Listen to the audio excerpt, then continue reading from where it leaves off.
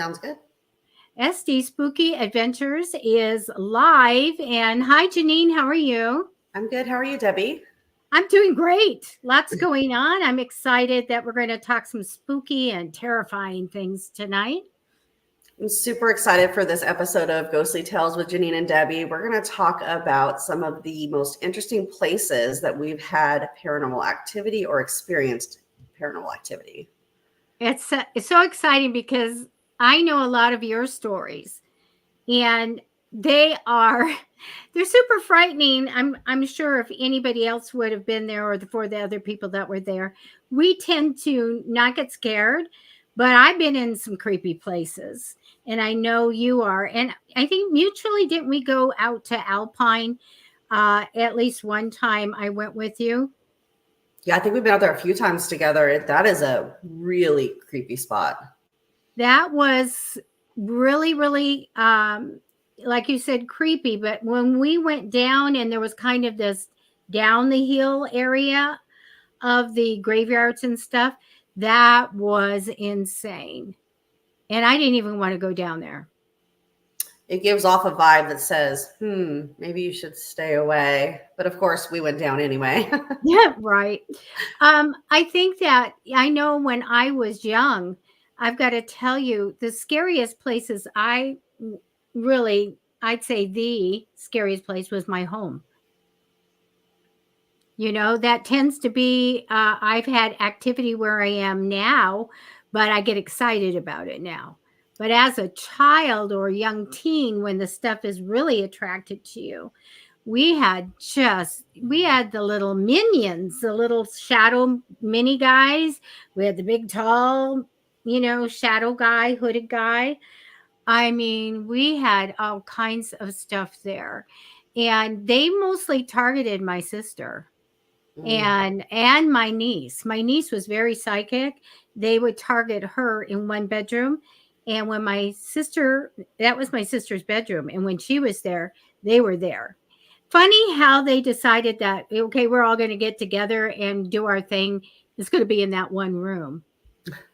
Yeah, my house was haunted as a kid too, and for some reason I was the one that they messed with the most or came to the most. And I wouldn't say that any of my hauntings were like super freaky because I didn't have like weird cryptids or anything in the house. But the spirits that I did see in the house as a child presented how they died. So you can imagine. Yeah.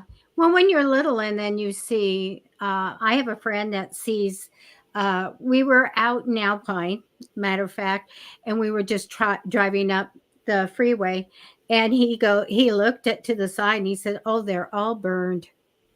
And I go, "What?" He said, "The family, they're all dead. They're walking by their RV and they're all burned."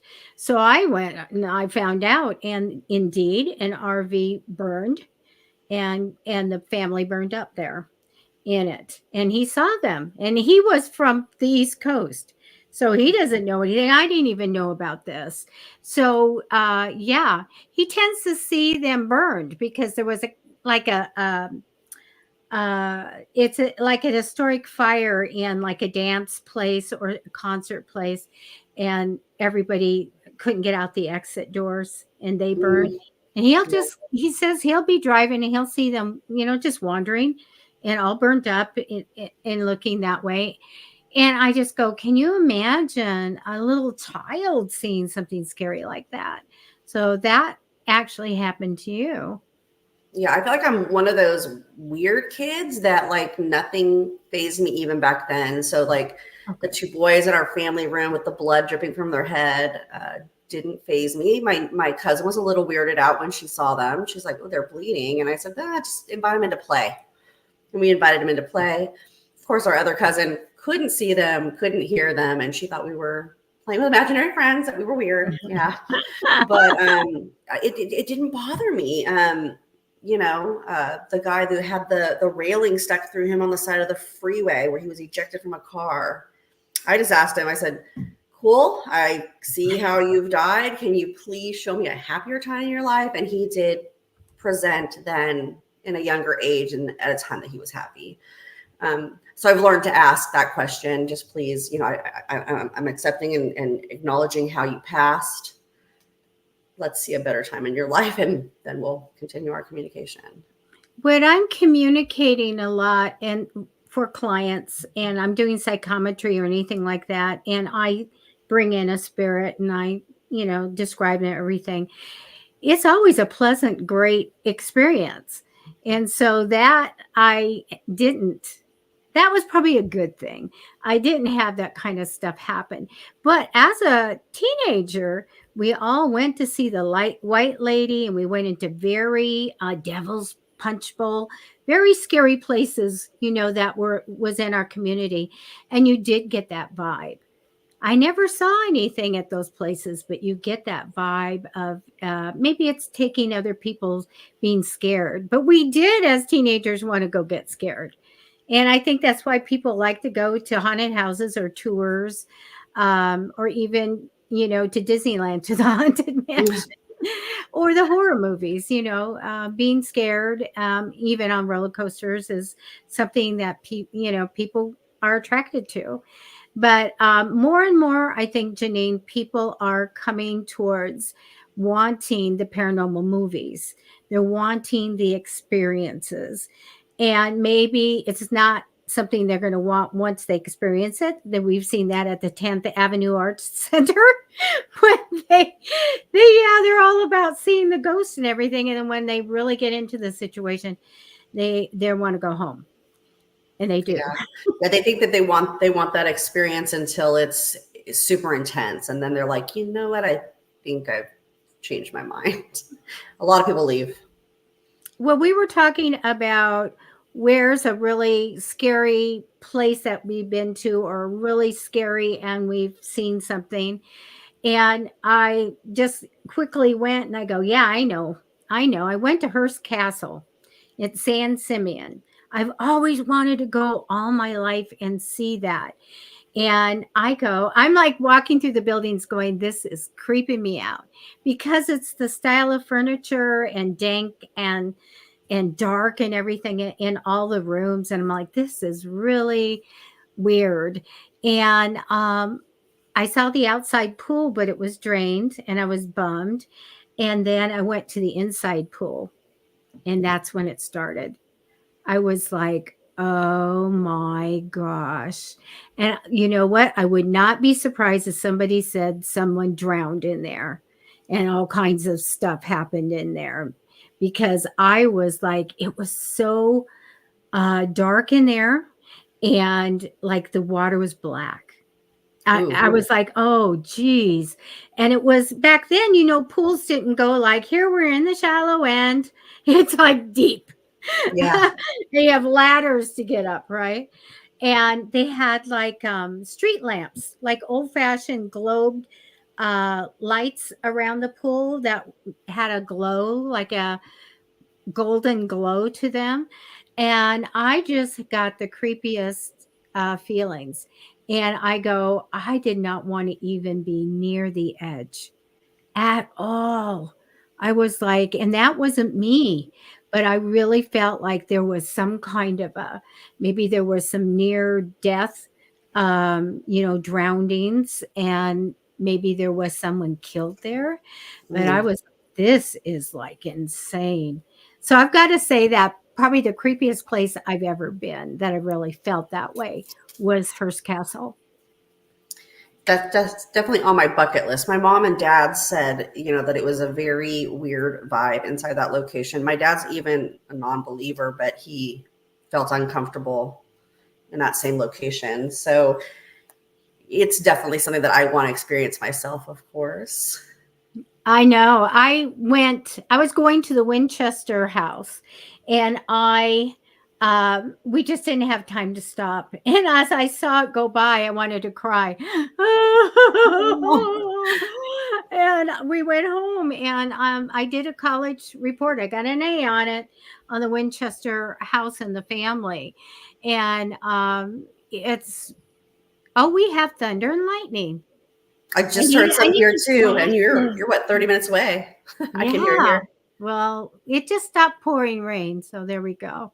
It's always great to have a rainstorm when you're telling scary stories. I would need the light down a bit. It was really, at least I got to see it in person on the outside as we went by on the freeway. But the past and all the creepy stuff in there, I just can't wait. We should do a tour, get a nice van and do a tour to the Winchester house. That's a long drive, but we can hit all the real places. We could even go to San Simeon. But I really can't wait to go there. San Simeon, I don't need to ever go again. And they have like 3 tours. And I was in the creepiest stuff. And I think they had a zoo there. It's all very odd. What these rich people do with their money is crazy.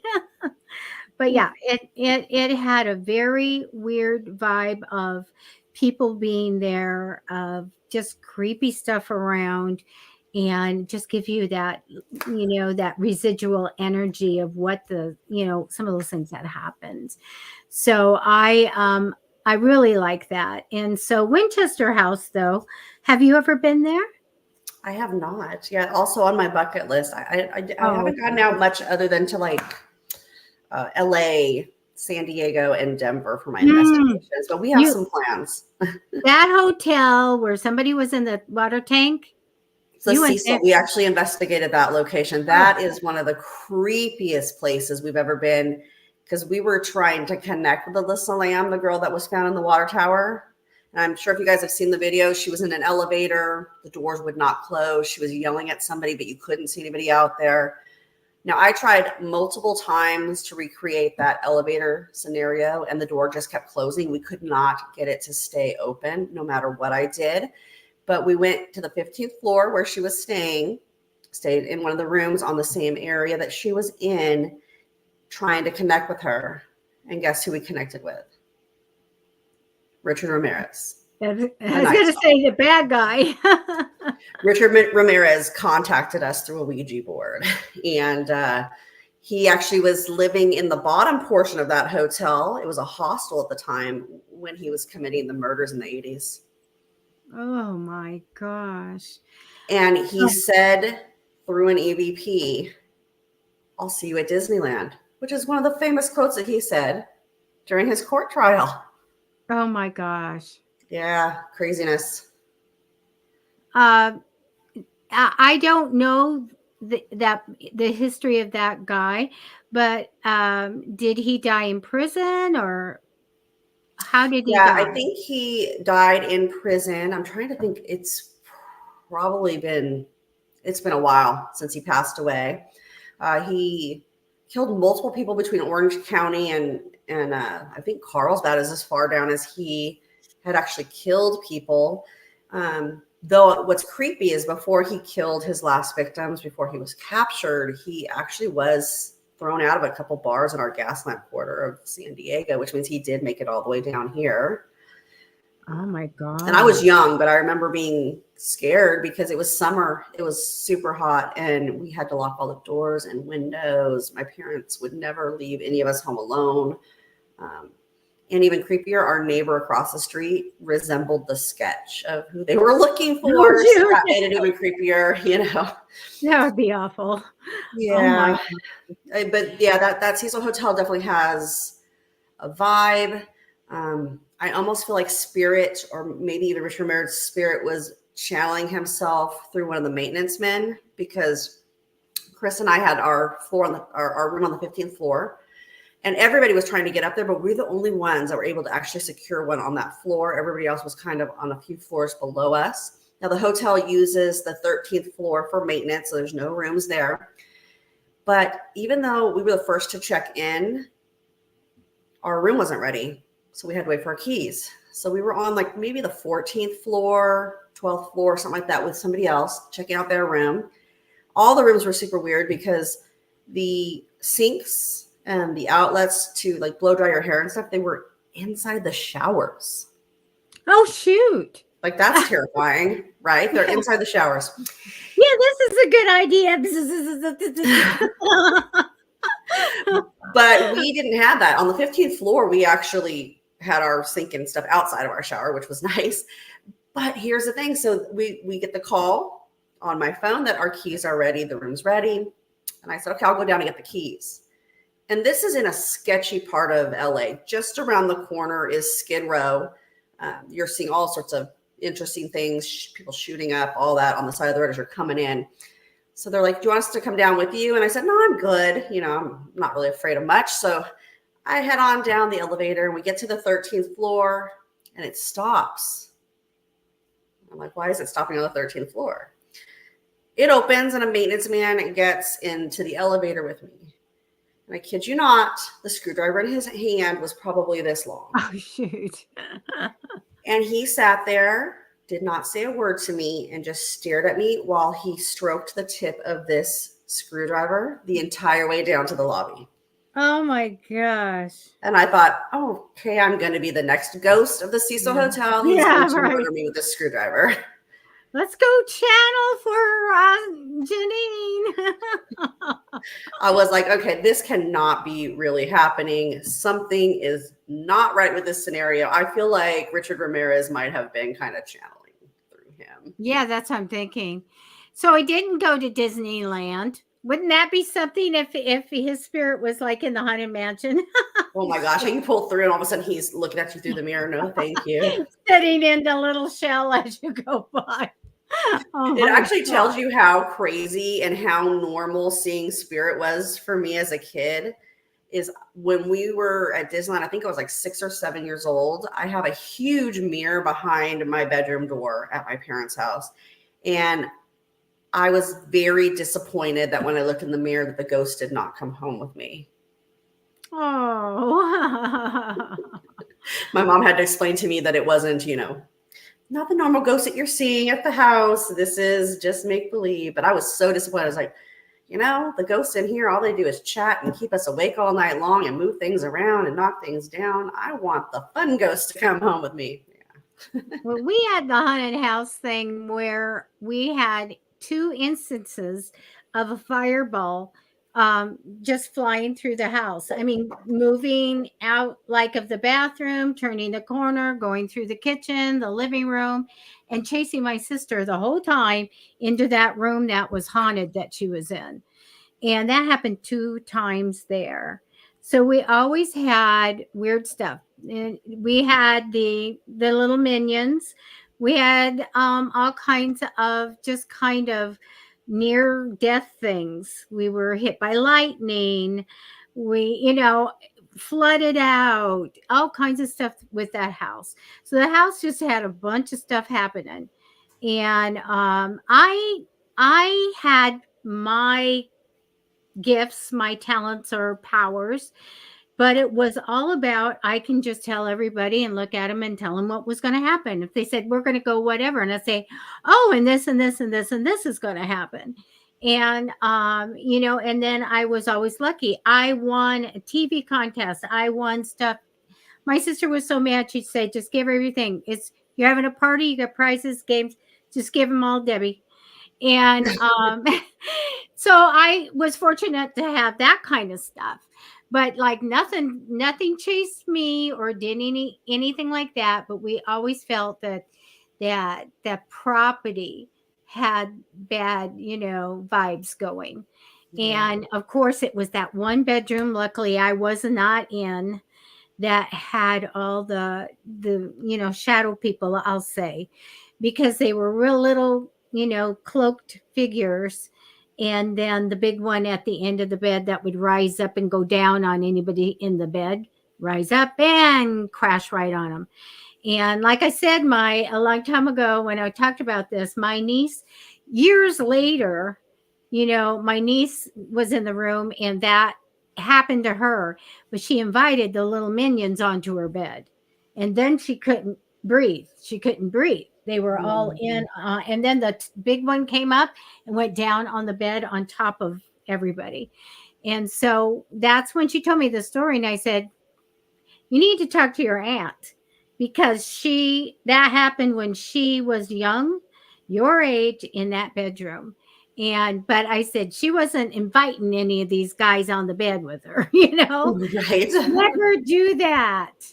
And Brett's asking Pentwater. We've always lived in California, Brett, and so it was in Ramona, California, that happened. So, but that was really great getting validation that that happened, and we're going to go 10 more years, a decade, and then it happened again in the same bedroom. So I went back to that house, and the lady that bought it fixed it up. She pulled apart the walls so it was different, and I like, do you feel anything in the house? And she's like, no, everything's good spirits and good everything. And I thought, thank goodness you got rid of those little shadow guys, you Right. know, which reminds me of Poway, Dearborn Cemetery when we go there. And you'd have those guys running from in the back quarter, the shadow people running across there all the time. They didn't seem, why do you think that they didn't care about going to the rest of the cemetery? It was very weird that they were kind of confined to that area there, and I'm not 100% sure. I do know that there was voices coming from that area too that were drawing us up that direction, so I'm not sure if it was to lead us there for some nefarious reasons or whatnot. I do know that that water like channel thing that they have back along the backside near Right. that corner, Mhm. whenever the shadow figures would start running, the frogs would just stop chirping. Like it would just get dead silent. And then as soon as the shadow figures dissipated, the frogs and the crickets would start back up. It was very, very interesting area, a very heavy area. Well, let's talk about the place I'll never go back again in Mm. Poway. And it was just too creepy for me. And and that was Karen Knott, right? Karen Knott's Yeah, the Karen Knott Memorial. memorial. That is in a weird place. When you first drive through, it's got like they did the sides of the hills just like they would do a freeway.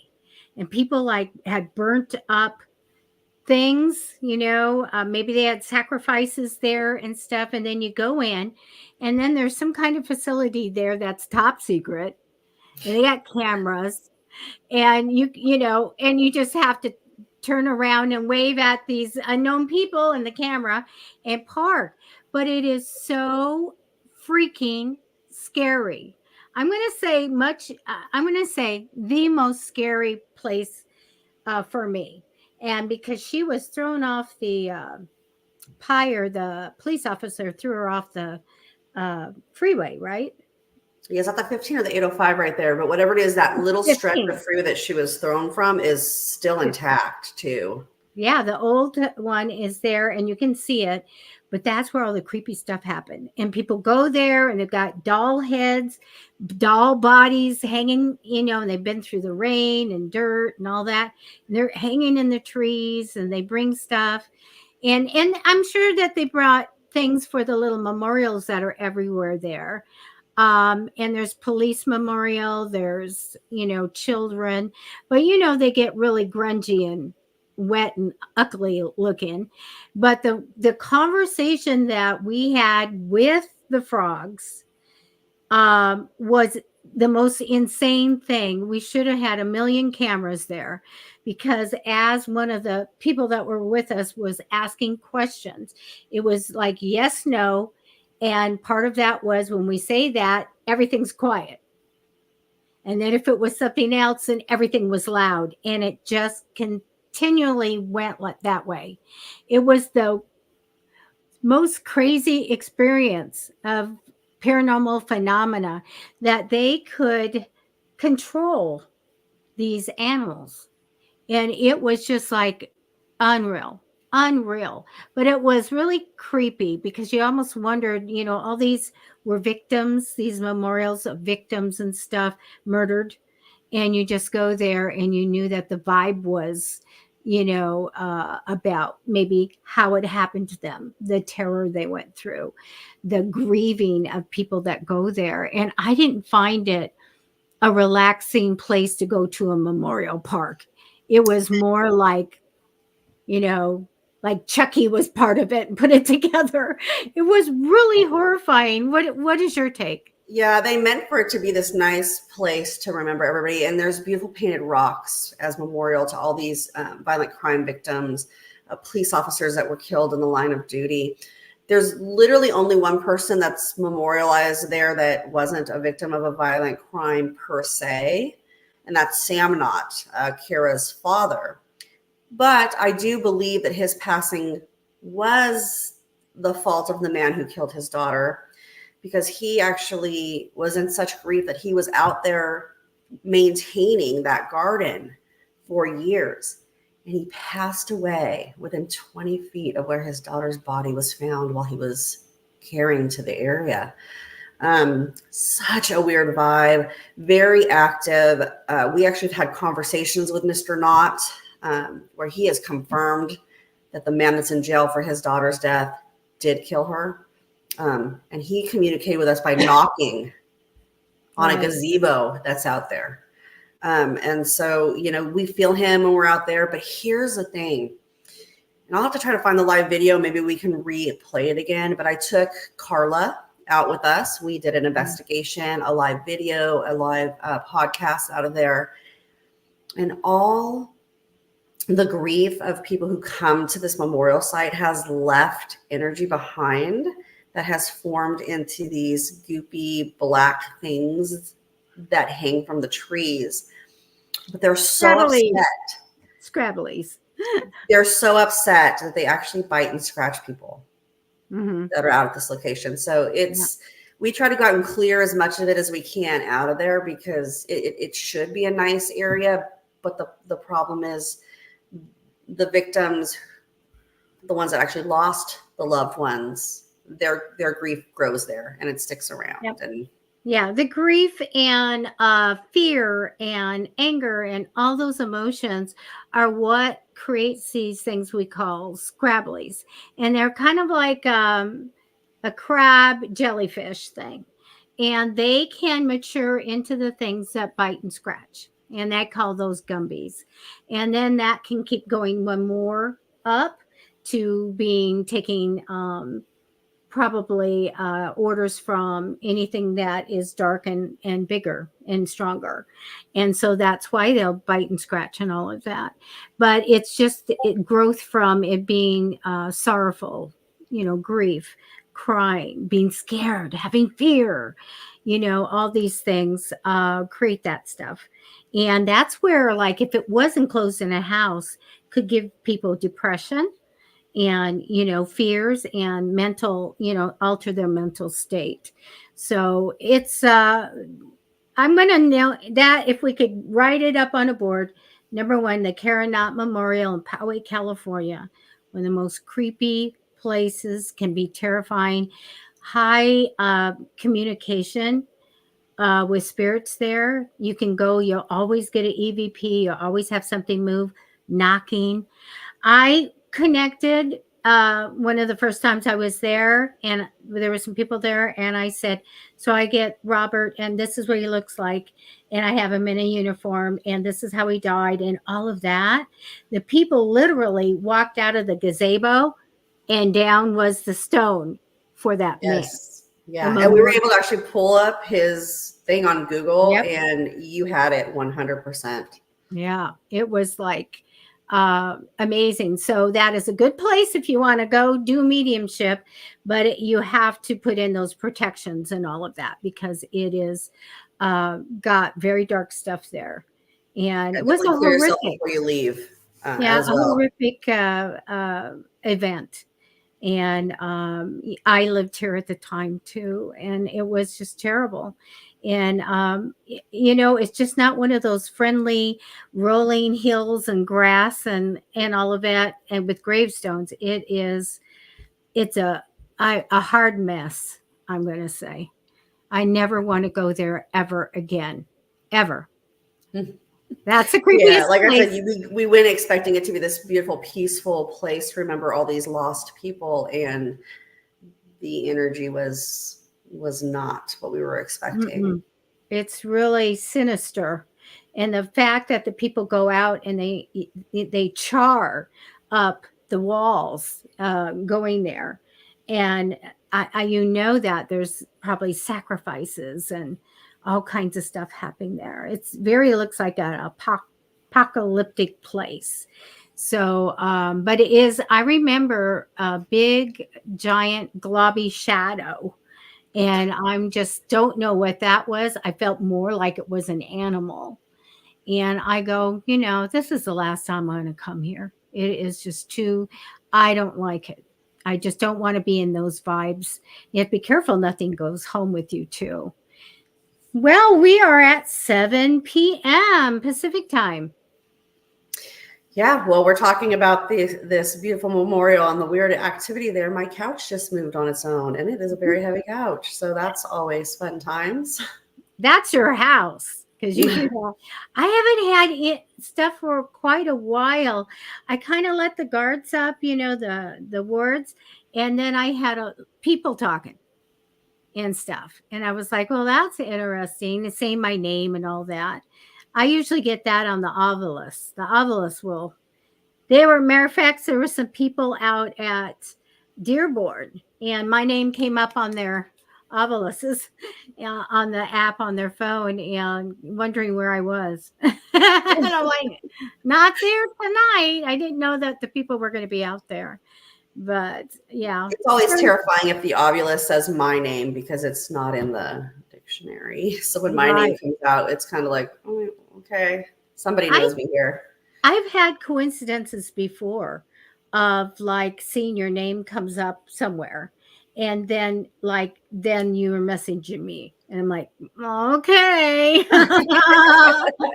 Got it, but I love those things that happen, synchronicity, people, you get a real sign and stuff like that.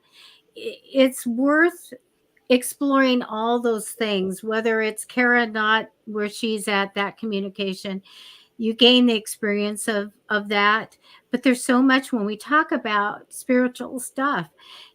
There's just a ton of things, anywhere from I do readings to the ghosts and the shadow people and the demons.